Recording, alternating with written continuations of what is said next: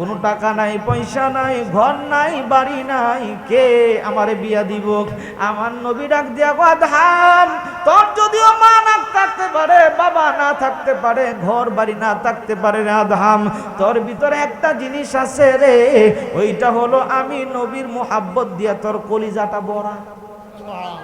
একটু জোরে কন্যা সুবহানাল্লাহ। আমি নবীর মুহাব্বত দিয়া তোর কলিজাটা ভরা, এজন্যই তো সবসময় আমার দুরূদ শরীফ তুই পড়স। আদহাম রে, যা যা, তোর জন্য আমি একটা পাত্রী নির্ধারণ করলাম। ডাক দিয়া কয়, ইয়া রাসূলুল্লাহ, নবী গো, কোন সেই পাত্রী? আমার নবী ডাক দিয়া কয়, বলক রাজ্যের যে বাদশার মেয়েটা আছে, যার নাম হইল গুলে জান্নাত, ওই গুলে জান্নাতের সাথে আমি নবী তোর বিবাহের ব্যবস্থা করে দিলাম। সুবহানাল্লাহ, একটু জোরে কোন সুবহানাল্লাহ। আদহাম বলেন, আমার ঘুম ভেঙে গেল, ফজরের নামাজ আদায় করলাম, এবার চিন্তা করলাম নবী কি বলল। আদহাম বলেন, শুক্রবারে নামাজ পড়ার জন্য আমি বলক রাজ্যে চলে গেলাম। শুক্রবার জুমার নামাজ পড়ে আমি আসতেছি, অমন সময় একজন ঘোষক ঘোষণা করতেছে, বলক রাজ্যের বাদশা এবং তার মেয়ে গুলে জান্নাত এবং তার মেয়ে এবং তার মা এই রাস্তা দিয়ে আসতেছে, তোমরা সবাই হুঁশিয়ার হইয়া দাঁড়ায়া যাও। আদহাম বলেন, বলক রাজ্যের বাদশার মেয়ে গুলে জান্নাতের কথাই তো নবী স্বপ্নের মধ্যে বলছিল, একটু দাঁড়ায়া দেখি না কি ঘটনা ঘটে। আদহাম দাঁড়ায়া রইছে, বলক রাজ্যের বাদশা এই দিক দিয়া যাইতেছে, হঠাৎ করে বলক রাজ্যের বাদশা তার গাড়িটা থামাইয়া আদহামরে একটা ডাক দিছে, আওয়াজ করে বলেন না আল্লাহু আকবার। আদহামরে একটা ডাক দিয়া কয়, যুবক এদিকে আসো। এ যুবক, তোমার নাম কি? গো আমার নাম আদহাম। কই তোমার বাড়ি কই? গো আমার বাড়ি এখানে, আমার মা নাই, আমার বাবা নাই। এবার বাদশা ডাক দিয়া কয়, যুবক, তোমার শরীরের কাপড়গুলা তেমন সুন্দর না, কিন্তু তোমার চেহারাটা দেখলে বড় মায়া লাগে। সুবহানাল্লাহ কোন। এজন্যই তো হাদিসে কুদসি এবং বুখারী মুসলিমের মধ্যে আছে, আন আবি হুরায়রা রাদিয়াল্লাহু তাআলা আনহু ক্বালা ক্বালা রাসূলুল্লাহ সাল্লাল্লাহু আলাইহি ওয়াসাল্লাম, রুব্বা আশআসা আকবারা মাতফুইন আনিল আবওয়াবি লাউ আকসামা আলাল্লাহি লা আবাররা, রাওয়াহুল বুখারী ওয়া মুসলিম মুত্তাফাকুন আলাইহি। আওয়াজ করে বলেন আল্লাহু আকবার। নবী বলেন, কিছু এমন বান্দা আছে চেহারাটা দেখলে উস্কু কুস্কু মনে হয়, চুলগুলো দেখলে মনে হয় এলোমেলো, ওই লোকগুলা যদি তোমার কাছে আসে, খারাপ ব্যবহার করিও না, তাড়ায়া দিও না। লাউ আকসামা আলাল্লাহ, ওই ব্যক্তিগুলা যদি আল্লাহর কসম খাইয়া আল্লাহর কাছে কিছু চাইতে দেরি হয়, আমার আল্লাহ তাদের পাওনা দিতে দেরি করে না। জুড়ে জুড়ে বলেন না আল্লাহু আকবার। মুর্শিদ চান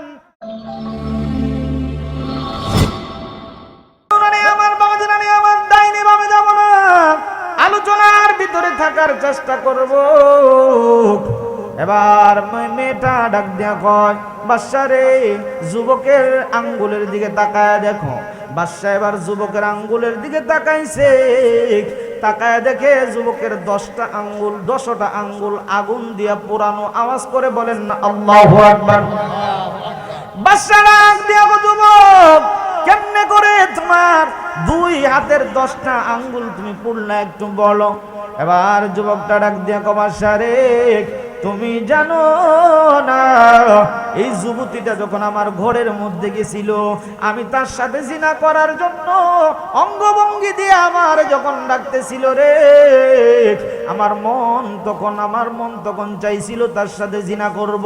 হঠাৎ করে আল্লাহর ভয় যখন আমার মধ্যে চলে আসছে রে, ওই মুহূর্তে জাহান্নামের ভয়ে, আল্লাহর ভয়ে আমার দেহটারে শাস্তি দেওয়ার জন্য একটা একটা করে 10টা আঙ্গুল আমি আগুনের মধ্যে ফুরাইয়া ফেলছি, তবুও এই মেয়ের সাথে জিনা করি নাই। আওয়াজ করে বলেন না আল্লাহু আকবার। এবার মেয়েটা ডাক দিয়া কয়, বাদশা, এই যুবক আমারে মারে নাই, এই যুবক আমারে হত্যা করে নাই।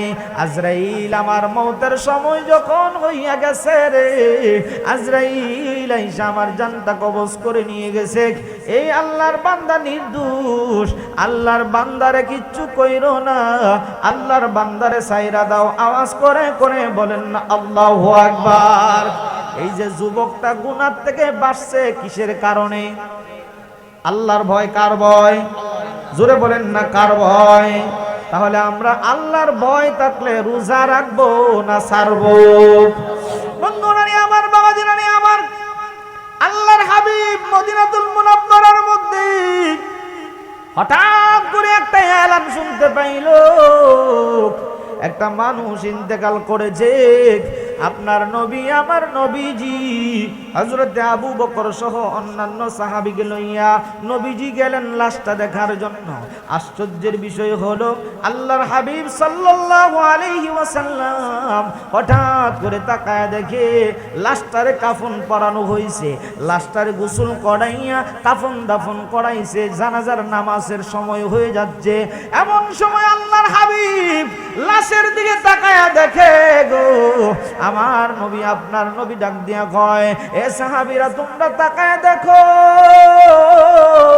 এই কাফনের ভিতরে কি লড়াচড়া করে। সাহাবীরা তাকায় দেখে লাশের ভিতরে একটা বিষাক্ত সাপ ফনা দইরা এই যুবকের লাশটা খাইতেছে। আওয়াজ করে বলেন না নাউজুবিল্লাহ। সাপ বারবার করে লাশের শরীরের মধ্যে আঘাত করে। নবী যখন হাজির হইছে, এবার সাপটা খাবার বন্ধ করিয়া আল্লাহর হাবিব রাহমাতুল লিল আলামিন নবীজির চেহারা মুবারকের দিকে তাকাইয়া আল্লাহর কাছে ডাক দিয়া কয়, আল্লাহ গো জবানটা খুইলা দাও, তোমার নবীর সাথে একটু কথা আমি বলতে চাই। জোরে জোরে বলেন সুবহানাল্লাহ। সাপ আমার নবীকে চিনে কি চিনে না? এ উট আমার নবী চিনে, গাছ আমার নবী চিনে, মাছ আমার নবী চিনে। একদিন নবীজি সাহাবাদের, বাইজাবি শরীফের হাদিস, আল্লাহর হাবিব সাহাবীদেরকে লইয়া কোথাও যাচ্ছে, এমন সময় একটা উট আইসা নবীর কদমের মধ্যে সিজদায় পড়ে গেছে। আওয়াজ করে বলেন না আল্লাহু আকবার। নবীজির কদমের মধ্যে সিজদায় পড়া উটটা ডাক দিয়া কয়, আসমানের দিকে উঠে উটের মাথাটা উঠায়া ডাক দিয়া কয়, আল্লাহ রে জবানটা খুইলা দাও, তোমার নবীর সাথে একটু কথা বলতে চাই। আল্লাহ যখন উটের জবান খুলে দিছে, এবার উট ডাক দিয়া কয়, নবী গো আমি একটা ইহুদির বাড়ির মধ্যে থাকি, ইয়া রাসূলুল্লাহ ইহুদি জানোয়ারটা এমন খারাপ, আমার বয়স হয়ে গেছে গো, আমারে খাবার দেয় না, আমারে খালি কষ্ট দেয়, আমারে শুধু খালি মারে, আমারে দিয়া শুধু কাজ করায়, আমারে ভালো মতো খাবার দেয় না। আল্লাহর রাসূলের দরবারে ইহুদির বিরুদ্ধে যতগুলা অভিযোগ করছে, আমার নবী ডাক দিয়া কয়, চিন্তা করিও না, এটার বিচার আমি করব। আওয়াজ করে বলেন না আল্লাহু আকবার। হঠাৎ করে ইহুদি নবীর সামনে হাজির। আল্লাহর হাবিব ডাক দিয়া কয়, ইহুদি এইটা কি তোমার উট? কয় হ্যাঁ এটা আমার উট। কি হইছে? কয় উটরে বুঝি তুমি মারো? আমি মারি আপনি কেমনে জানেন? কয় উটরে তুমি খাবার কম দাও। কয় আমি উটরে খাবার কম দিই আপনি কেমনে জানেন? উটের সাথে তুমি বেইনসাফি করতেছ, আমি বেইনসাফি করি আপনি কেমনে জানেন? উটের বয়স হয়ে গেছে, উটরে দিয়া তুমি অনেক কাজ করাও, এই উট আমার দরবারে অভিযোগ করেছে। এবার ইহুদি ডাক দিয়া কয়, উট কি কথা বলতে পারেনি? কয় হ্যাঁ হ্যাঁ হ্যাঁ, উট আমার দরবারে তোমার বিরুদ্ধে অভিযোগ করেছে। কয় এটা আমি মানতে চাই না, মানতে নারাজ। আপনার নবী, আমার নবী উটের দিকে যখন ইশারা করছে, ইহুদির সামনে উটটা এবার মানুষের ভাষায় যতগুলো অপরাধ করছিল, সমস্ত অপরাধগুলা নবীর দরবারে বলতে শুরু করে দিয়েছে। জোরে বলেন সুবহানাল্লাহ। ইহুদি তো অবাক হয়ে গেছে, আশ্চর্য হয়ে গেছে, কিরে উট কতদিন ধরে আমার কাছে ছিল, উট কোনদিন কথা বলে না, এটা কেমন নবী রে যার সামনে উট আইসা কথা বলে? আমার বিরুদ্ধে যতগুলা অভিযোগ দিছে সব অভিযোগগুলা সত্য। এবার ইহুদি ডাক দিয়া কয়, নবী গো আসলে আপনি নবী, আমি আর ইহুদি থাকতে চাই না, আমারে কালিমা পড়াইয়া মুসলমান বানায়া দেন। আল্লাহু আকবার। নারে রিসালাত ইয়া রাসূলুল্লাহ, নারে গাসিয়া ইয়া গাউসুল আযম, নারে হায়দারি ইয়া আলী। বন্ধুরা আমার, বাবাজিরা আমার, ইহুদি ডাক দিয়া কয়, নবী গো উট যেহেতু আপনারা চিনেছে, উট যেহেতু আপনার সাথে কথা বলেছে, আমি জিন্দেগির মধ্যে কত কত মানুষ দেখছি, জিন্দেগির মধ্যে কত পণ্ডিত দেখছি, নবী গো আপনার মতো এত সুন্দর চেহারার মানুষ দেখি নাই। উঠ পর্যন্ত আপনার সাথে কথা বলে আমি আর বিধর্মী থাকতে চাই না। এই মুহূর্তে আপনার হাত মুবারকের ভিতরে আমার হাতটা রাইখা কালিমা পড়ে মুসলমান হয়ে গেলাম। যখন সুবহানাল্লাহ। নামাজের ভিতরে কাউকে সালাম দেওয়া যায় না, নামাজের ভিতরে কাউকে সালাম দেওয়া যায় না, নবীকে সালাম না দিলে নামাজ তবাই হয় না, নবীকে সালাম না দিলে নামাজ তবাই। চমৎকার ঘটনা রে ভাই হাদিসেতে আছে, উঠে নবীর কদম পাকে সেজদা করিয়াছে। আবু জাহেল মার্কা মানুষ এগুলো দেখে না, আবু জাহেল মার্কা মানুষ এগুলো দেখে না, নবীকে সালাম না দিলে নামাজ তবাই হয় না, নবীকে সালাম না দিলে নামাজ তবাই হয় না। আওয়াজ করে করে বলেন আল্লাহু আকবার। বন্ধুরা রে আমার, বাবাজিরা রে আমার, রহমাতুল লিল আলামিন নবী ডাক দেখো, সাহাবীরা দেখো লাশের উপরে সাপ বৈশা কেমনি ভাবে কামড়াইতেছে, কেমনি ভাবে আঘাত করতেছে। নবী বলেন এবার আমার সাহাবীরা যখন সাপটার দিকে তাকাইলো, সাপটা এবার আঘাত বন্ধ করে রে এবার সাপটা বাসন দিতে শুরু করলো। আওয়াজ করে বলেন না আল্লাহু আকবার। সাপের জবান যিনি খুলে দিয়েছেন তিনি কে? জোরে বলেন না তিনি কে? সাপের জবানটা খুলে দিয়েছে আমার আল্লাহ। এবার সাপ মানুষের বাসায় ডাক দিয়া কোন বিগো আমি এমনি এমনি এর কামড়াই না। সাপটা প্রথম ডাক দিয়া কয় ইয়া রাসূলুল্লাহ, নবী গো আপনি যে আল্লাহর নবী সবার সামনে আমি সাক্ষ্য দিতেছি। আওয়াজ করে বলেন না আল্লাহু আকবার। আমার নবীকে সাক্ষ্য দিয়েছে আপনি আখেরি নবী, আপনি হলেন শেষ নবী। সাপ যখন এই কথা বলল, আবু বকর রাদিয়াল্লাহু তাআলা আনহু একটা লাঠি লইয়া সাপটারে মারার জন্য যখন যাবে, ওই মুহূর্তে নবীজির চেহারা মোবারক থেকে সাপটা তার মাথাটা ঘুরাইয়া আবু বকরের দিকে তাকায় ডাক দিয়া কয় আবু বকর রে, কেন রে তুই আমারে মারিস? আমি কি অপরাধ করলাম? এ আবু বকর নবীর সাহাবী, আমার কোনো দোষ নাই, আমারে মারিস না। জোরে বলেন সুবহানাল্লাহ। সাপ সাহাবীদেরকে চিনে আওয়াজ করে বলেন না আল্লাহু আকবার। নবী আমার ডাক দিয়া কিরে সাপ কিসের জন্য, কোন কারণে এই লাশের উপরে বৈশা লাশের গোশত তুমি খাইতেছো? এবার সাপটা ডাক দিয়া কোন বিগো তিনটা কারণে আজকে আমি তার বুকের উপরে আসছি। নবী বলেন কি কি কারণ জানতে চাই? সাপটা ডাক দিয়া কোন বিগো আমি একা একা আসি নাই, আমি নিজের ইচ্ছা আসি নাই, আল্লাহ হুকুম দিয়েছে এই জন্য আমি এখানে আসছি। আল্লাহর হাবিব বলেন তার অপরাধ কি? এবার সাপটা ডাক দিয়া কয় ইয়া রাসূলুল্লাহ, নবী গো তার এক নাম্বার অপরাধ হলো সে নামাজ পড়তো না। নাউজুবিল্লাহ বলেন, একটু জোরে বলেন না নাউজুবিল্লাহ। দুই নাম্বার অপরাধ হলো তার অনেক মাল সম্পদ আছে, যাকাত দিত না। তিন নাম্বার হলো আল্লাহ ওয়ালাদের কথা শুনতো না। অপরাধ হইছে কয়টা? জোরে বলেন কয়টা? এই অপরাধগুলো এখন আমাদের সমাজে আছে কি আছে না? এখানে আমরা যারা আছি গো, এই অপরাধের রোগী এই মাহফিলের মধ্যে আছে কি আছে না? তরকুস সালাত, নামাজ পড়ে না, রমজান মাস আসলে রোজা রাখে না, টাকা পয়সা হইলে যাকাত দেয় না, এমন লোক আমাদের সমাজে আছে কিনা বলেন? আল্লাহ ওয়ালাদের কথা মানে না, আল্লাহওয়ালাদের কথা মানে না, যারা আল্লাহর ওলি তাদের কথা মানে না, বরঞ্চ আল্লাহর ওলিদেরকে নিয়ে টিটকারি করে, মস্কারি করে এমন মুসলমান আমাদের সমাজের মধ্যে আছে কিনা বলে? বন্ধুরা রে আমার, বাবাজিরা রে আমার, যেহেতু আল্লাহর ওলির স্মরণে মাহফিল, হযরত শাহ সুলাইমান ল্যাংটা রহমাতুল্লাহি আলাইহির স্মরণে যেহেতু মাহফিল, এজন্য একটু ওলি আল্লাহর আলোচনা না করলে হক আদায় হবে না। এজন্য ছোট্ট করে গো আল্লাহর একজন ওলির ঘটনা বলবো, আপনাদের কি কষ্ট হবে নাকি? বন্ধুরা রে আমার, বাবাজিরা রে আমার, আপনারা ইব্রাহিম ইবনে আদহামের নাম শুনেছেন? বলক রাজ্যের যে বাদশা ছিল ইব্রাহিম ইবনে আদহাম, মানে আদহামের ছেলে ইব্রাহিম।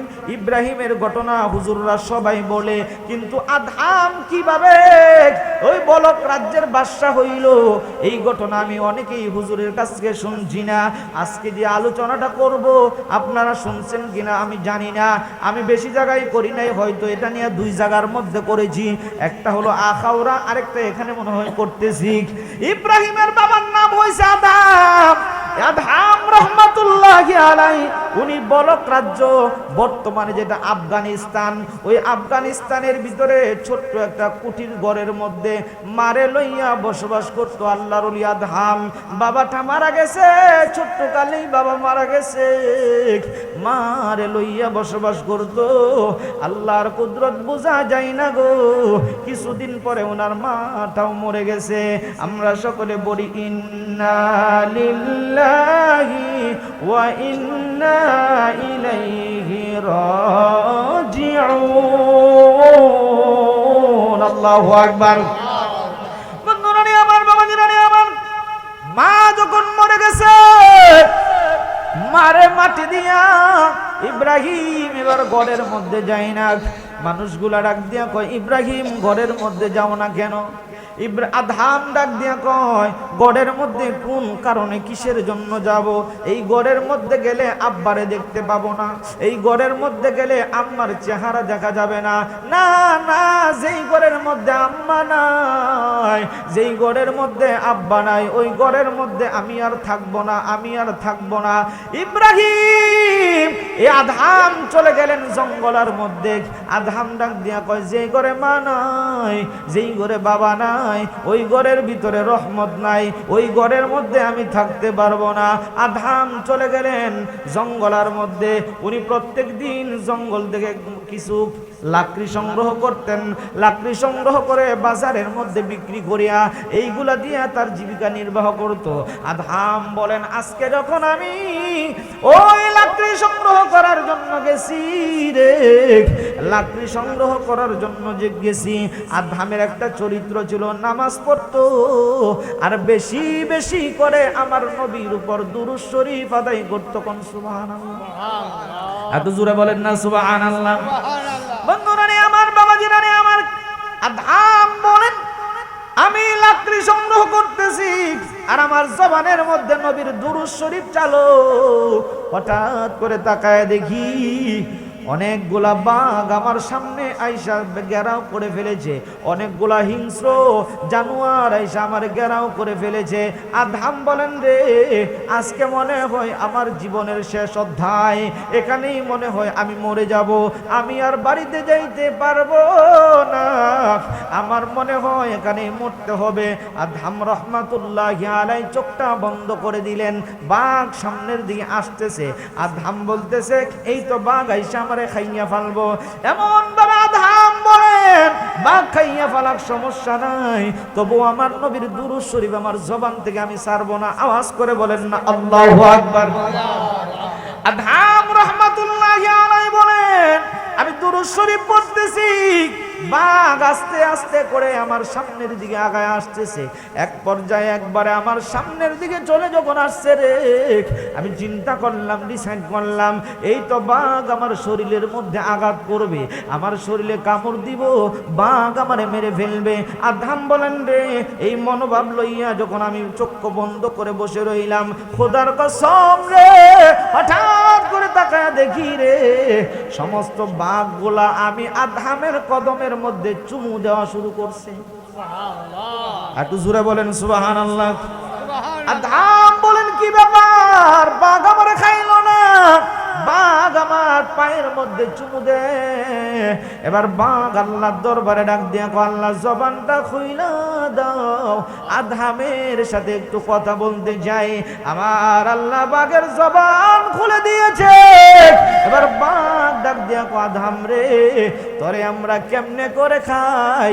তুই যখন লাকড়ি সংগ্রহ করিস, তোর জবানের মধ্যে আমার নবীর দুরূদ শরীফ আমরা শুনতে পাই।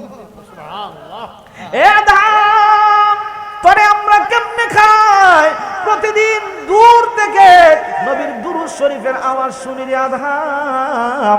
আজকে আর নিজেকে স্থির রাখতে পারলাম না, তোর সাথে সাক্ষাৎ করার জন্য চলে আসছি রে আদম, তোরে খাবারের জন্য আসি নাই। তোর জবান থেকে নবীর দুরূদ শরীফ শুনতে এবং তোর কাছে আসলে যেন নবীজির গন্ধ পাওয়া যায়। একটু জোরে কন্যা সুবহানাল্লাহ, একটু চিল্লায় বলেন না আল্লাহু আকবার। বন্ধুরা আমার আদম বলেন, যেহেতু বাঘ আমার সঙ্গী, অন্যান্য প্রাণী যেহেতু আমার চিনছে, আমি আর গড়ের মধ্যে যাব না। আদম রাহমাতুল্লাহি আলাইহি ওই জঙ্গলের ভিতরে বাঘের সাথে ওনার বসবাস শুরু হয়ে গেল। ছোট্ট একটা কুটিরের ঘর বানাইয়া ওখানেই তাকে এক সপ্তাহ পরে পরে জুমার নামাজ আদায় করার জন্য পাকিস্তান আপনার আফগানিস্তান মানে বলক রাজ্যের মধ্যে আসে, নামাজ পড়া বিক্রি কইরা আবার চলিয়া যায়। এভাবে দিন যত দিন যাচ্ছে, হঠাৎ করে আদম মনের মধ্যে ডিসাইড করলো, সিদ্ধান্ত করলো, আমার তো একটা বিবাহ করার দরকার। এই সিদ্ধান্ত নিয়া মনের মধ্যে কল্পনা জল্পনা নিয়ে যখন ঘুমাইছে, হঠাৎ করে ঘুমের ঘরে গো মদিনার কামলিওয়ালা নবী, হায়াতুন নবী, জিন্দা নবী আদহামের বাঙ্গা ঘরে হাজির হয়ে গেছে। একটু জোরে কন্যা সুবহানাল্লাহ। নবী আসতে পারে কি পারে না? এজন্য আমি লিখলাম, কি লিখলাম? নবী ছাড়া মুমিন আল্লাহ পাবি না, বলুন না নবী ছাড়া মুমিন আল্লাহ পাবি না। নবী বাঁচানে ওয়ালা, নবী তোরানে ওয়ালা, নবী বাঁচানে, নবী তোরানে ওয়ালা, নবী ছাড়া মুমিন আল্লাহ পাবি না, বলুন না নবী ছাড়া মুমিন আল্লাহ পাবি না। নবী আমার জানেরি জান, মুমিনের ঈমান, হাসরে থেকে দেখে দে হবেন পেরেশান। সুবহানাল্লাহ। হাসরের ময়দানে নবী ছাড়া কোনো গতি আসেনি, কথা বলেন আছে? এ বন্ধুরা রে আমার, বাবাজিরা রে আমার, নবীকে চিনেন, নবীকে চিনেন। নবী ছাড়া হাসরের ময়দানে কোনো গতি নাই। সমস্ত পয়গম্বররা বলবে ইয়া নাফসি ইয়া নাফসি, আর আপনার নবী আমার নবী বলবে ইয়া উম্মতি ইয়া উম্মতি। আওয়াজ করে করে বলেন না আল্লাহু আকবার। বন্ধুরা রে আমার, বাবাজিরা রে আমার, ওই হাসরের ময়দানে হযরত আদম নবী জান্নাতের গেটের মধ্যে গিয়া দাঁড়াইব, দাঁড়াইয়া ডাক দিয়া কইব দরজা খুলো, দরজা খুলো। জান্নাতের ফেরেশতা রিদওয়ান ডাক দিয়া কইব ফিঙ্গার ফিন দেন। সুবহানাল্লাহ। আদম যখন হাতটা লাগাইব, জান্নাতের গেট খুলে না। এবার আদম নবী চলে গেল, শীষ নবী চলে আসলো, এক এক নবী আইসা ফিঙ্গার ফিন দে, জান্নাতের গেট খুলে না। আওয়াজ করে বলেন না আল্লাহু আকবার। এই যে মোবাইলটা দেখতেছেন, এটার মধ্যে আমার একটা ফিঙ্গার প্রিন্ট আছে কি আছে না? মানে আঙ্গুলের একটা ছাপ, আপনি 1000 বার ঠেলাইলে এটা খুলবনি। কথা বলেন না কেন খুলবনি? এটা খুলবে না। আমার আঙ্গুলের ফিঙ্গারের ছাপ যখন মিশে যাবে, মিলে যাবে, তখন খুলে যাবে। সমস্ত নবীরা জান্নাতের গেটের মধ্যে দাঁড়ায়। আনাস ইবনে মালিক রাদিয়াল্লাহু তাআলা আনহু ক্বালা ক্বালা রাসূলুল্লাহ সাল্লাল্লাহু আলাইহি ওয়াসাল্লাম, নবী বলে আতি বাবাল জান্নাতি ইয়াউমাল কিয়ামা ফাস্তাফতি ফায়াকুলুল খাজিন মান আনতা ফাকুল মুহাম্মাদুন। আওয়াজ করে বলেন না আল্লাহু আকবার। নবী বলেন আমি যখন কিয়ামতের ময়দানে জান্নাতের গেটের সামনে যাব, জান্নাতের ফেরেশতা রিদওয়ান ডাক দিয়া কইব মানান্ত আপনি কে? আমি বলবো ফাকুল মুহাম্মাদুন সাল্লাল্লাহু আলাইহি ওয়াসাল্লাম। আমি যখন আমার পরিচয় দিব, আমার হাত মুবারকটা যখন আমি জান্নাতের গেটের মধ্যে লাগাইতে দেরি হইব, জান্নাতের দরজাটা খুলতে দেরি হইতো না। একটু জোরে কন্না সুবহানাল্লাহ। রিদওয়ান ডাক দিয়া কইবো ইয়া রাসূলুল্লাহ জান্নাতের ফিঙ্গারপ্রিন্ট মিলে গেছে নবী গো আপনার জন্যই জান্নাত অপেক্ষায় ছিল আপনি যতক্ষণ পর্যন্ত না আসবেন ততক্ষণ পর্যন্ত আমার আল্লাহ জান্নাতে কাউরে ঢুকাইব না জোরে জোরে বলেন না আল্লাহু আকবার বন্ধুরানি আমার বাবাজিরানি আমার ওই নবীর দুরূদ শরীফ পড়ে আধাম ঘুমের করে ঘুমায় রইছে গো আল্লাহর হাবিব রাহমাতুল লিল আলামিন আদহামের ঘরে হাজির হইয়া ডাক দিয়া কয় আদহাম রে তুই বুঝি বিবাহ করবি কয় হুজুর আমি বিবাহ করতে যাই কয় হুজুর আমি যে বিবাহ করব আপনি কেমনে জানেন কয় তোর অন্তরের কথা আমি নবী জানি জুরে কোন সুবহানাল্লাহ আমার নবী ডাক দিয়া কয় আদহাম তুমি বিবাহ করতে যাও আদহাম ডাক দিয়া কয় নবী গো আমি একজন গরিব মানুষ গো কে আমারে বিবাহ দিবে আমার মাও নাই বাবাও নাই কোনো টাকা নাই পয়সা নাই ঘর নাই বাড়ি নাই কে আমারে বিয়া দিব আমার নবী ডাক দিয়া কয় আদহাম তোর যদিও মা না থাকতে পারে বাবা না থাকতে পারে ঘর বাড়ি না থাকতে পারে রে আদহাম তোর ভিতরে একটা জিনিস আছে রে ওইটা হলো আমি নবীর মোহাব্বত দিয়া তোর কলিজাটা ভরা একটু জোরে কর না সুবহানাল্লাহ আমি নবীর মোহাব্বত দিয়া তোর কলিজাটা ভরা এজন্যই তো সবসময় আমার দুরূদ শরীফ তুই পড়স আদহাম রে যা যা তোর জন্য আমি একটা পাত্রী নির্ধারণ করলাম ডাক দিয়া কয় ইয়া রাসূলুল্লাহ নবী গো কোন সেই পাত্রী আমার নবী ডাক দিয়া কয় বলক রাজ্যের যে বাদশার মেয়েটা আছে যার নাম হইল গুলে জান্নাত ওই গুলে জান্নাতের সাথে আমি নবী তোর বিবাহের ব্যবস্থা করে দিলাম সুবহানাল্লাহ একটু জোরে কোন সুবহানাল্লাহ আদহাম বলেন আমার ঘুম ভেঙে গেল ফজরের নামাজ আদায় করলাম এবার চিন্তা করলাম নবী কি বলল আদহাম বলেন শুক্রবারে নামাজ পড়ার জন্য আমি বলক রাজ্যে চলে গেলাম শুক্রবার জুমার নামাজ পড়ে আমি আসতেছি অমন সময় একজন ঘোষক ঘোষণা করতেছে বলক রাজ্যের বাদশা এবং তার মেয়ে গুলে জান্নাত এবং তার মেয়ে এবং তার মা এই রাস্তা দিয়ে আসতেছে তোমরা সবাই হুঁশিয়ার হইয়া দাঁড়ায়া যাও আদহাম বলেন বলক রাজ্যের বাদশার মেয়ে গুলে জান্নাতের কথাই তো নবী স্বপ্নের মধ্যে বলছিল একটু দাঁড়ায়া দেখি না কি ঘটনা ঘটে আদহাম দাঁড়ায়া রইছে বলক রাজ্যের বাদশা এই দিক দিয়া যাইতেছে হঠাৎ করে বলক রাজ্যের বাদশা তার গাড়িটা থামাইয়া আদহামরে একটা ডাক দিছে আওয়াজ করে বলেন না আল্লাহু আকবার আদহামরে একটা ডাক দিয়া কয় যুবক এদিকে আসো এ যুবক তোমার নাম কি গো আমার নাম আদহাম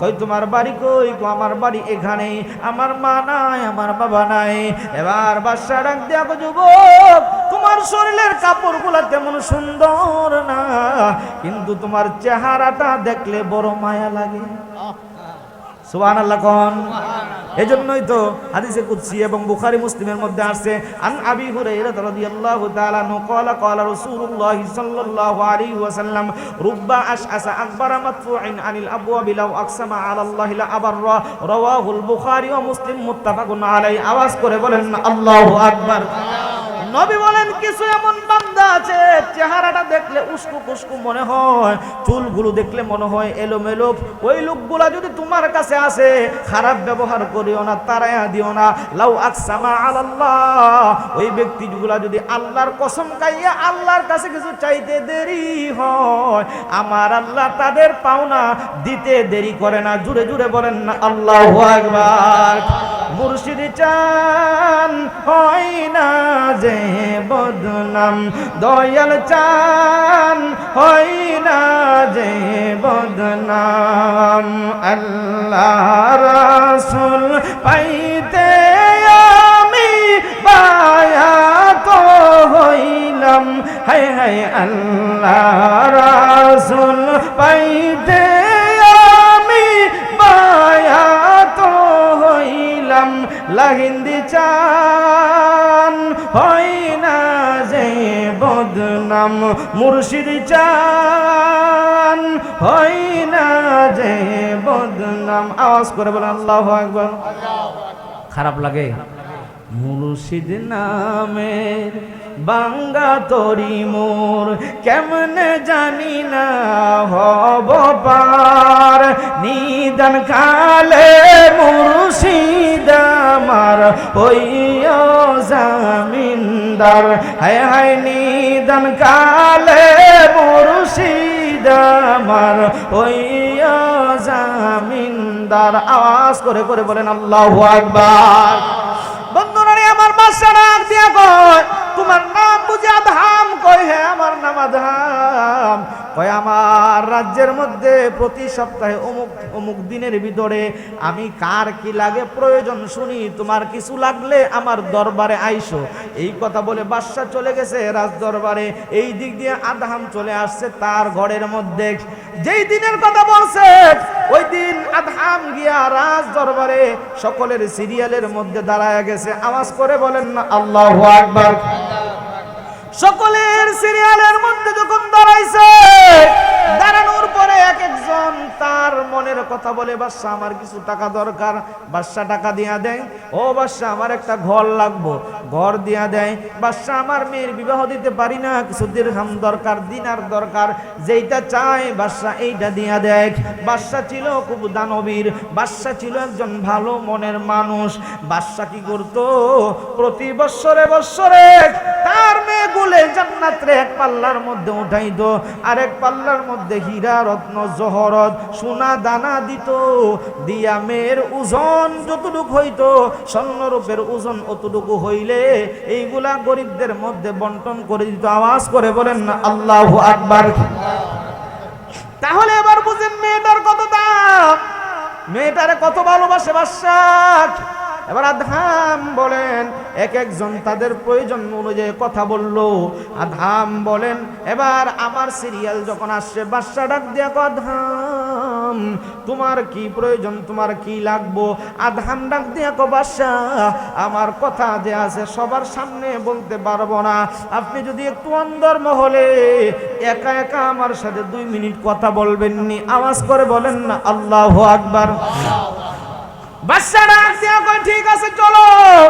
অন্দর মহলের মধ্যে যে গেছে, অন্দর মহলের মধ্যে যাইয়া বাদশা ডাক দিয়া কয় আদহাম তোমার মনের কথা নির্ভয়ে বলতে পারো, আমি তোমার কথার মধ্যে কোনো কিছু মনে করব না। আদহাম ডাক দিয়া কয় বাদশা কথাটা যদি আপনার পছন্দ না হয় তাহলে কি আপনি আমারে মারবেন? কয় না না না তোমারে মারবো না। এবার আদহাম ডাক দিয়া কয় বাদশা আপনার যে একটা মেয়ে আছে গুলে জান্নাত, এই গুলে জান্নাতে আমি বিবাহ করতে চাই। আওয়াজ করে বলেন না আল্লাহু আকবার। বাদশা বলে কি বলো? কয় হ্যাঁ গুলে জান্নাত। পরে বাদশার লগে কথা কয় আপনার সাথে কি কথা বলবো? কয় বাদশার সাথে আমি কথা বলবো কোনা, আমার সাথে কথা বলো। কয় কি কথা? কয় আমি বাদশার মেয়ে গুলে জান্নাতের বিবাহ করতে চাই। এবার উজির ডাক দিয়া কয় মৌলবী তোর শখ তো কম না। এরে মৌলবী তোর তো শখ কম না, এই মেয়েটা সম্পর্কে তুই কি জানিস? এই মেয়েটা অনেক আদরের মেয়ে, অনেক কিছু বলছে। কয় না না না তোর মতো মোল্লা বেটার কাছে বিয়া দেওয়ান যাইব না, তবে একটা শর্ত আমি দিব, এই শর্ত যদি মানতে পারস তাহলে আমি বিবাহ দিব। কই কি শর্ত? কই গুলে জান্নাতের অনেক বড় বড় স্বর্ণের আংটি আছে, শত শত আংটি আছে, তুই যদি 2টা স্বর্ণের আংটি বানায় আনতে পারস তাহলে তোর সাথে গুলে জান্নাতের বিবাহ আমি নিজ দায়িত্বে দিয়ে দিব। আওয়াজ করে বলেন না আল্লাহু আকবার। উজিরের উদ্দেশ্য হলো আদহাম গরিব মানুষ, কোথায় থেকে স্বর্ণ আনবে, কোথায় থেকে স্বর্ণ আনবে? এই জন্য এই কথা বলছে। আদহাম ডাক দিয়া কয় এ উজির চিন্তা কইরো না, আগামীকাল আমি স্বর্ণের আংটি লয়ে তোমার দরবারে হাজির হব। একটু জোরে কন্যা সুবহানাল্লাহ। আদহাম চলে গেল, যাইয়া রাত্রের বেলা ঘুমাইছে। হঠাৎ করে গো ঘুমের ঘরে স্বপ্নে দেখে গো মদিনার কামলিওয়ালা জিন্দা নবী হায়াতুন নবী আদহামের ঘরে হাজির হয়ে গেছে।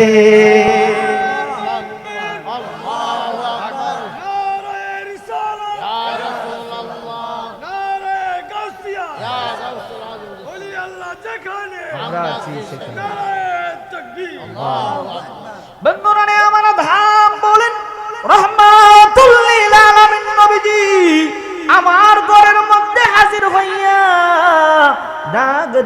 আদহাম তোর বুঝি স্বর্ণের আংটি লাগবো? একটু জোরে কন্যা সুবহানাল্লাহ। নবী অন্তরের কথা জানে কি জানে না? এই জন্য আমি লিখলাম নবী আমার জানেরি জান, নবী আমার প্রাণেরই প্রাণ, নবী আমার জানে আন, নবী আমার প্রাণ, নবী ছাড়া দুজাহানে, নবী ছাড়া দুজাহানে পাবে না তুমি বাঁচানে ওয়ালা। ইয়া রাসূলুল্লাহ ইয়া হাবিবাল্লাহ ইয়া রাসূলুল্লাহ ইয়া রাসূলুল্লাহ ইয়া হাবিবাল্লাহ ইয়া রাসূলুল্লাহ। নবী আমার আল্লাহর দোস্ত, তাই তো নবীকে বাসি ভালো, নবী আমার আল্লাহর দোস্ত, তাই তো নবীকে বাসি আশেকেরি হৃদয় মাঝে, আশেকেরি হৃদয় মাঝে নবীর ভালোবাসার ছবি আঁকা। ইয়া রাসূলুল্লাহ ইয়া হাবিবাল্লাহ ইয়া রাসূলুল্লাহ ইয়া রাসূলুল্লাহ ইয়া হাবিবাল্লাহ ইয়া রাসূলুল্লাহ। আওয়াজ করে বলেন না আল্লাহু আকবার। খারাপ লাগতেছে নাকি আপনারা? আরো কিছুক্ষণ চলবো নি? যতক্ষণ চলবো নি? বন্ধুরা নি আমার, বাবাজিরা নি আমার, আদহাম ডাক দিয়া গো নবী গো, আমার স্বর্ণের আংটি লাগবো। আমি গরিব মানুষ, কোথায় থেকে স্বর্ণের আংটি দিব? নবী আমার ডাক দিয়া গো আদহাম রে, তুই গরিব হইতে পারস রে, আমি নবী তো দু জাহানের বাদশা, আমি হইলাম দু জাহানের বাদশা, তোর বুঝি স্বর্ণের আংটি লাগবো? হুজুর আমার স্বর্ণের আংটি দরকার। আমার নবী ডাক দিয়া কয় কয়টা আংটি চাইছে? ইয়া রাসূলুল্লাহ দুইটা আংটি চাইছে। আমার নবী কয় দুইটা আংটি নিলে হইব না, তোর জন্য আমি নবী চারটা স্বর্ণের আংটির ব্যবস্থা করে দিলাম। একটু জোরে কন্যা সুবহানাল্লাহ। বন্ধুরা নি আমার, বাবাজিরা নি আমার, রাহমাতুল লিল আলামিন নবী ডাক দিয়া কয় আদহাম সকালবেলা ওই জায়গার মধ্যে চলে যাবে। আদহাম ফজরের নামাজ আদায় কইরা আদহাম চলে গেল নদীর কিনারের মধ্যে বৈশা বৈশা শুধুমাত্র কেবলমাত্র আমার নবীর উপর দুরূদ শরীফ পড়ে। আমার নবীর উপর যখন দুরূদ শরীফ পড়ে, আদহাম বলেন আমি তাকায় দেখি নদীর ভিতর থেকে বড় বড় চারটা মাছ তাদের মুখের মধ্যে চারটা স্বর্ণের আংটি লইয়া, স্বর্ণের আংটি লইয়া আমার কদমের মধ্যে হাজির হয়ে গেছে। এত জোরে কন্যা সুবহানাল্লাহ। এটা আমার আল্লাহর দ্বারা সম্ভব কিনা? জোরে কন। বন্ধুরা আমার আদহাম বলেন আমি চারটা আংটি লইয়া এবার বাদশার দরবারে চলে গেলাম। বাদশার দরবারে যাইয়া উজির রে ডাক দিয়া কইলাম, উজির ভুলে জান্নাতে বিবাহ করার জন্য শর্ত দিছো কি? কই দুইটা স্বর্ণের আংটি আনতে পারলেই বিয়া দিব। এবার আদহাম ডাক দিয়া কনেও দুইটা আনি নাই, চারটা আনছি। উজির কই কি রে মোল্লা কি পাগল হয়ে গেছে? খাইতে পাই না মোল্লা এই স্বর্ণের আংটি আনছে এটা বিশ্বাস করি না। স্বর্ণকারে ডাক দিছে, গোপনে গিয়া কয় স্বর্ণকার দেখছে আংটিটি কি আসলে স্বর্ণের না বুয়া। এবার স্বর্ণকার আংটি পরীক্ষা কইরা ডাক দিয়া কয় উজির রে জীবনে কত স্বর্ণ দেখছি রে, এত ভালো মানের স্বর্ণ আমার জিন্দেগিতে আমি দেখি নাই। একটু জোরে বলতে হবে। ও বন্ধুরা আমার, বাবাজিরা আমার, উজির কি কয়, কি বলিস? কয় হ্যাঁ, ওই স্বর্ণের এমন দাম, একটা আংটি বেচলে বলক রাজ্যের অর্ধেক কিনা যাইব। একটু জোরে কন্যা সুবহানাল্লাহ। অনেক সময় মানুষ মোল্লারের মনে করে সমাজের 3% সিঙ্গুলার নাম্বার, কথা কোন ঠিক না বেঠিক? মোল্লার দৌড় মসজিদ পর্যন্ত। এ মোল্লারে চিনো না, মোল্লারে চিনো না, এই মোল্লার দৌড় এই মোল্লার দৌড় হইছে আমার আল্লাহ পর্যন্ত, কথা কোন ঠিক না বেঠিক? মোল্লারে অনেক সময় মনে করে ব্যাককল, কথা কোন ঠিক না বেঠিক? মোল্লারে অনেক সময় কি করে, বাদশা আকবরের দরবারে নুরুল ইজাল লেখক আল্লামা জিউন রহমাতুল্লাহি আলাইহি কওমি মাদ্রাসাতে পড়ানো হয়, আলিয়াতেও পড়ানো হয়।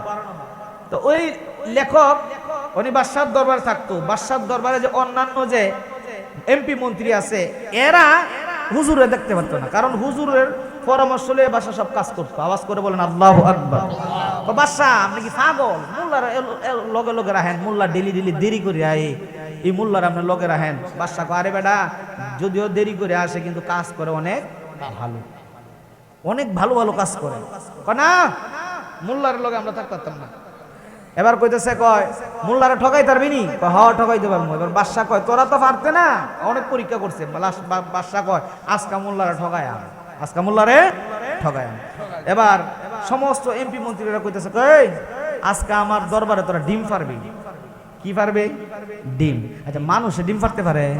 আর কথা কন না পারে? সমস্ত এমপি মন্ত্রী গাছে একটা করে ডিম দিছে, একটা করে ডিম দিছে। এই ডিমটা তোর ফাঁসার তলে রাখবি। কের তলে? ফাঁসার তলে। মোল্লা যখন আইবো আমি কই মে তোরা ডিম পার, তোরা কবি কেত করে পারবে। ওই যে ডিম পারছি, পরে মোল্লারে কয়ে মোল্লা ফাইরে দেখাইতে পারতো। আচ্ছা, এই সিদ্ধান্ত করে সবাই বসে রয়েছে। মোল্লা জিউন রহমাতুল্লাহি আলাইহি উনি লেখালেখির কাজ করতেন। তো আসতে একটু দেরি হয়েছে। মোল্লা তুমি ডেলি ডেলি দেরি করে আয়ো। বাদশা কইতেছে, আজকে তো আমরা একটা সিদ্ধান্ত নিছি। কয় কি সিদ্ধান্ত? কয় আজকে আমার দরবার ডিম ফাড়া হইব। কি ফাড়া হইব? ডিম ফাড়া হইব। মোল্লা জিউন রহমাতুল্লাহ বাদশা সামনে মাথা কি পাগল হয়ে গেছে, মানুষ কি আবার ডিম ফাড়তারে? কহ পারতারে। তুমি দেখো যে আমার একটু মন্ত্রী যে বই রইছে এরা সব ডিম ফাড়বো। তোমরা ডিম ফাড়ো। এরকম একটা করে ডিম দিছে। আসলে কি ডিম ফাড়ছে না গায়ে ফুটকি তোলে আসিন না? এবার কয় মোল্লা তুমি ডিম ফাড়ো।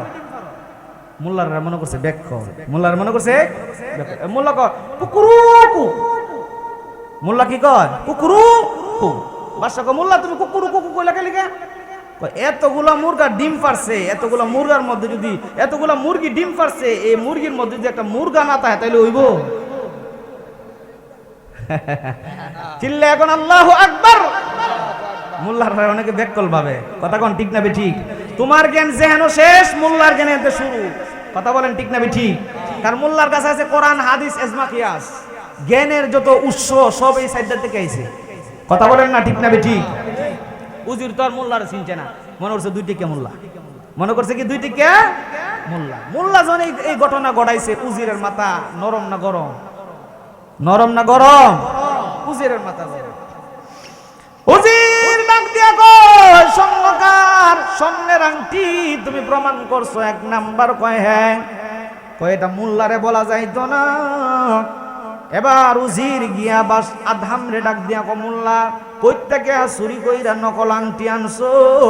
এগুলা আংটি স্বর্ণের আংটি না, এইগুলা হইছে নকল আংটি। আওয়াজ করে বলেন না নাউজুবিল্লাহ। আধাম ডাক দিয়া কয় উজির কি বললা? কোনদিন নকল আংটি হইতে পারে না। মনে মনে বলে এই আংটি তো সাধারণ কোনো আংটি না, এই আংটি তো স্বপ্নে যুগে রহমাতুল লিল আলামিন আমারে দিছে। কোন সুবহানাল্লাহ।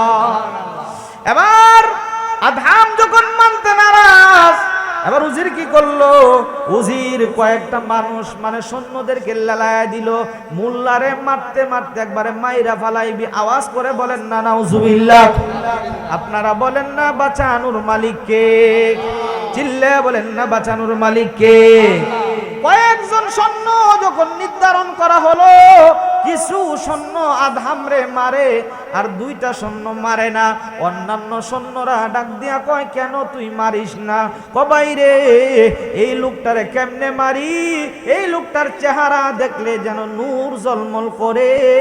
লোকটা যদিও গরিব হয়, এই লোকটারে দেখলে অনেক মায়া লাগে। লোকটারে আমরা মারতে পারবো না। আওয়াজ করে বলেন আল্লাহু আকবার। উজিরের হুকুম মানবি না? কয় না না না, উজিরের হুকুম তোমরা মারো, তোমরা মারো। আদহামরে মারতে মারতে একেবারে তারা মনে করছে মইরা গেছে।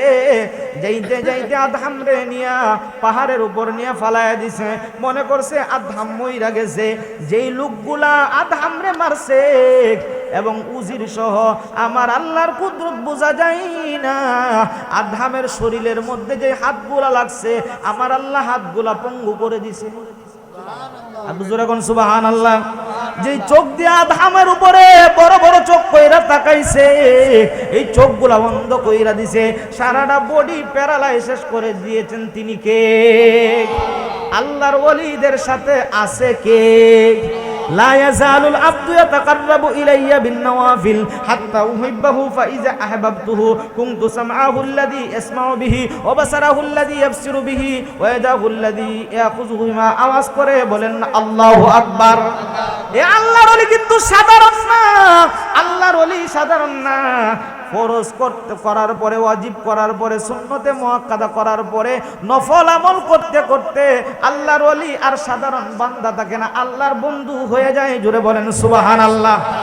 আল্লাহ বলেন তখন তার হাত সাধারণ হাত থাকে না, তার হাতের সাথে আমি আল্লাহর কুদরতি হাত জয়েন হয়ে যায়। তার কদমের সাথে আমি আল্লাহর কুদরতি কদম জয়েন হয়ে যায়। তার জবানের সাথে আমি আল্লাহর কুদরতি জবানটা ফিট করে দেই। সে যেইটা বলে আমি আল্লাহর সাথে সাথে সেইটা করি। আওয়াজ করে বলেন আল্লাহু আকবার।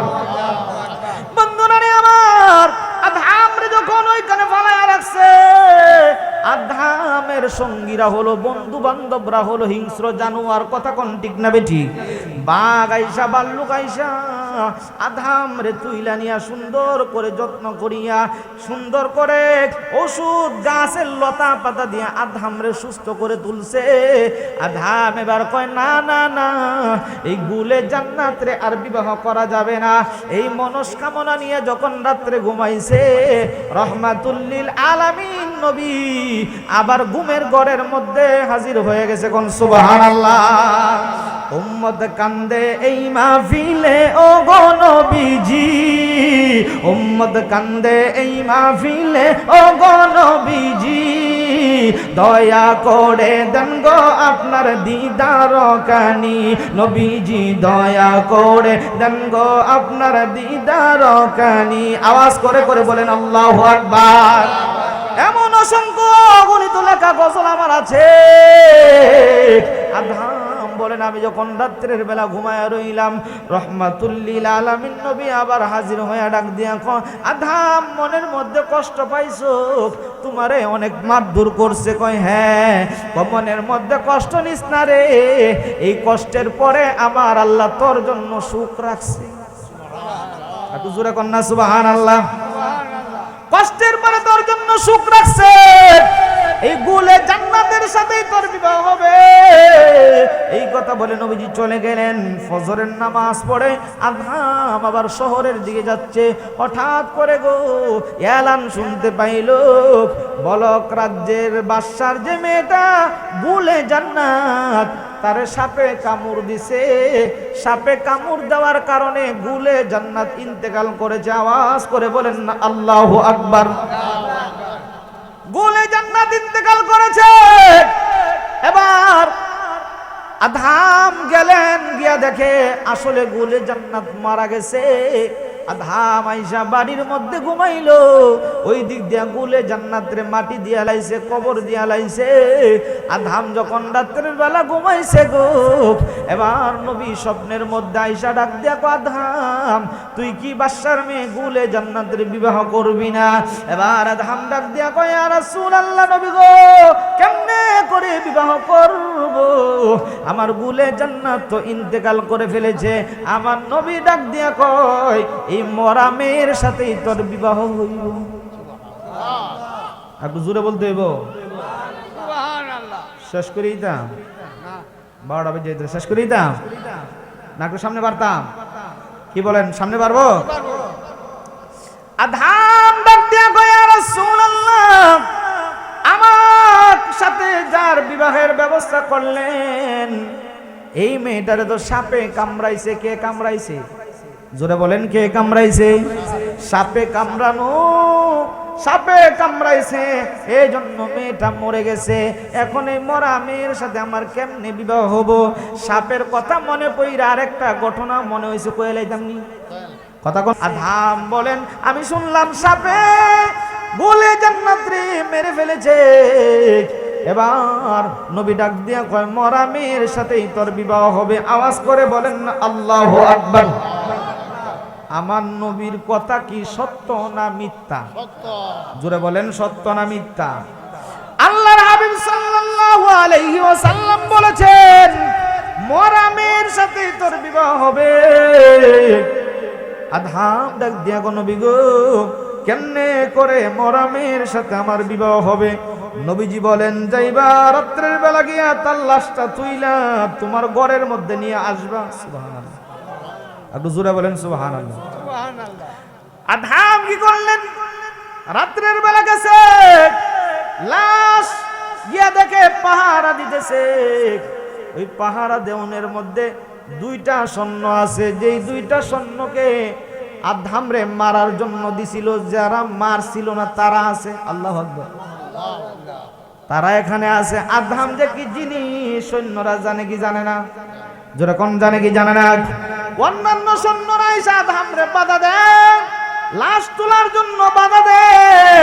এই 2টা সৈন্য ডাক দিয়া কয়, বাইরে বাধা দিস না, আমাদের রাজ্যের যে উজির আছে, উজিরের ঘটনা জানোস নি? কয় কি হইছে? উজির তো অন্ধ হয়ে গেছে, উজির তো প্যারালাইসিস হয়ে গেছে। কয় কিভাবে হইছে? কয় এই আল্লাহ ও আল্লাহর ওলির সাথে বেয়াদবি করার কারণে হইছে। আওয়াজ করে বলেন আল্লাহু আকবার। এবার আধাম লাশটা তুলছে, লাশটা তুইলে বাড়ির মধ্যে যখন লইয়া যায়, যাইতে যাইতে সকাল প্রায় হয়ে যায়। এমন সময় আধাম দেখতেছে মরুভূমি দিয়া একটা কাফেলা আধামের কাছাকাছি দিয়া যায়। হঠাৎ করে লাশ দেখলে আধামের উপর আক্রমণ হইতে পারে। আধাম কি করলেন? লাশটা রাইখা দিছে। লাশটা রাইখা আধাম একটু অগোচরে চলে গেছে। ওই মানুষগুলা লাশটার সামনে আইসা থমকে দাঁড়ায় গেল, কিরে এখানে হঠাৎ করে লাশ কোথায় থেকে আসলো? সবাই দেখতেছে লাশ। হঠাৎ করে গো ওই লাশের চেহারাটা নীল বর্ণ হয়ে গেছে। ওই কাফেলার ভিতরে একজন বড় ধরনের কবিরাজ আসিল। আওয়াজ করে বলেন আল্লাহু আকবার। ওই কবিরাজ ডাক দিয়া কয়, দেখছো নি এত সুন্দর একটা মেয়ে, মেয়েটারে সাপে কামড়াইছে, তবে মেয়েটা এখনো মরে নাই। সুবহানাল্লাহ, একটু জোরে কর না সুবহানাল্লাহ। আমার নবীর কথা সত্য না মিথ্যা? জোরে বলেন, সত্য না মিথ্যা? বলতেছে মেয়েটা এখনো মরে নাই। এই উজা কি করলো? সমস্ত বিষ নামায় নিল, সাথে সাথে গুলে জান্নাত জীবিত হয়ে গেছে। কোন সুবহানাল্লাহ। গুলে জান্নাত যখন জীবিত হয়ে গেছে, আধাম বের হয়ে আসছে। এবার লোকেরা ডাক দিয়া কয়, তোমার নাম কি? কয় আমার নাম আধাম। মেয়েটারে ডাক দিয়া কয়, তোমার নাম কি? কয় আমার নাম গুলে জান্নাত, আমি হইছি বাদশার মেয়ে। আওয়াজ করে বলেন না আল্লাহু আকবার। ডাক দিয়া কয়, যুবকরা চিনুনি? গুলে জান্নাত কয়, যুবকটারে আমি চিনি। আমারও মনটা চাইছিল যুবকের কাছে বিবাহ করার জন্য। আব্বার কাছে যখন প্রস্তাব দিছিল, আমি অন্তর্মহল থেকে যুবকের প্রত্যেকটা কথা আমি শুনছি। যুবকটারে দেখে আমার অন্তরের মধ্যে অনেক মায়া লাগছে। এই যুবকরে আমি স্বামী হিসেবে পাইলে আমার জীবনটা ধন্য হয়ে যাবে। কোন আল্লাহু আকবার। এবার কি করলো? তারা 2 জনকে বিবাহ করায় দিল। কাফেলা চলে গেল। কাফেলা যখন চলে গেল, এবার বাদশার মেয়ে গুলে জান্নাত রে লইয়া আধাম পাহাড়ের মধ্যে কুরের ঘরের মধ্যে বসবাস করে। আওয়াজ করে বলেন না আল্লাহু আকবার। আল্লাহর কি কুদরত, আল্লাহর কি লীলা বোঝা যায় না। কিছুদিন পরে এই আধামের গর্ভের ভিতরে এই গুলে জান্নাতের গর্ভ থেকে আমার আল্লাহ একটা ফুটফুটে সন্তান দান করেছে। আওয়াজ করে বলেন আল্লাহু আকবার। একটা ফুটফুটে কোন ছেলে সন্তান যখন দান করছে গো, ওই ছেলে সন্তান তারে পাহাড়ের নিচে একটা মাদ্রাসা আছে, ওই মাদ্রাসার মধ্যে ভর্তি করায়া দিছে। তবে আশ্চর্যের বিষয় হলো রে, এই ছেলেটা হুবহুব মায়ের চেহারার মতো হইছে। সুবহানাল্লাহ বলেন, একটু জোরে কোন সুবহানাল্লাহ। হুবহুব মায়ের চেহারার মতো হইছে। বলক রাজ্যের বাদশা একদিন বের হইছে, হঠাৎ করে আস্তে আস্তে মাদ্রাসা দেখা মাদ্রাসার মধ্যে ঢুকছে। মাদ্রাসার মধ্যে ঢুইকা দেখে তার মেয়ের যেমন চেহারা ছিল, এমন চেহারার একটা 7-8 বছরের বালক বৈশা আল্লাহর কোরআন তেলাওয়াত করতেছে। সুবহানাল্লাহ, একটু জোরে কোন সুবহানাল্লাহ। ডাক দিয়া গো বাদশা, ডাক দিয়া গো, এরে এ তোমার নাম কি? কো আমার নাম হলো ইব্রাহিম। সুবহানাল্লাহ, আমার নাম কি? আমার নাম হলো ইব্রাহিম। এবার বাদশা চিন্তা করলো, হাই রে হাই, যুবকটারে এই ছেলেটারে দেখতে তো হুবহুব আমার মেয়ে গুলে জান্নাতের মতো দেখা যায়। হাই রে, আমার গুলে জান্নাত কবে মারা গেছে, মাটি দিয়া লাইছি, লাশ মনে হয় পয়চা গেছে। আসলে কি মরছে না বাচ্চা আছে? যখন মরছে না বাচ্চা আছে? বন্ধুরা রে আমার, বাবাজিরা রে আমার, বাদশা কি করলেন? এই ছেলেটারে লইয়া গোড়ার পৃষ্ঠে উঠাইয়া রাজ দরবারে নিয়ে যাইব। আমার মেয়ে নাই, তোর চেহারা দেখা মেয়ের স্বাদ আমি মিটাইব। আওয়াজ করে বলেন না আল্লাহু আকবার। রাজ দরবারে যখন নিয়ে গেছে, নিয়ে যাওয়ার পরে গো, রাজ দরবারে নিয়ে যখন নানির কাছে নিছে, নানি চুমা দেয়, অন্যান্য মানুষ চুমা দেয়। কই কিরে, আশ্চর্যের বিষয়, এই ছেলেটারে দেখতে তো আমাদের মেয়ে গুলে জান্নাতের মতো মনে হয়। বাবা তোমার নাম কি? কো আমার নাম হলো ইব্রাহিম। তোমার আব্বার নাম কি? কো আমার আব্বার নাম হলো আদহাম। আওয়াজ করে কোন আল্লাহু আকবার। যখন এই বলছে আব্বার নাম আদহাম, বাদশার নলেজের মধ্যে নাড়া দিছে, কিরে কি নাম বললো? আদহাম। আদহাম নামের একটা যুবক তো আমার মেয়ের বিবাহ করতে চাইছিল। আওয়াজ করে বলেন না আল্লাহু আকবার। আল্লাহর কুদরত বোঝা যায় না। বিকাল বেলা আদহাম যখন মাদ্রাসার মধ্যে তার সন্তান নেওয়ার জন্য আসছে, আইসা দেখে তার সন্তান নাই, তার সন্তান নাই। হুজুর রে ডাক দিয়া কো, হুজুর আমার ছেলেটা গেল কোথায়? কো আপনার ছেলেটারে বলক রাজ্যের যে বাদশা আছে, ওই বাদশা আপনার ছেলেটারে নিয়ে গেছে। এবার আদহাম যাইতে যাইতে রাজ দরবারের মধ্যে যাইয়া যখন উঠছে, বাদশা দেখা তো একেবারে অবাক হয়ে গেছে। আওয়াজ করে কোন আল্লাহু আকবার।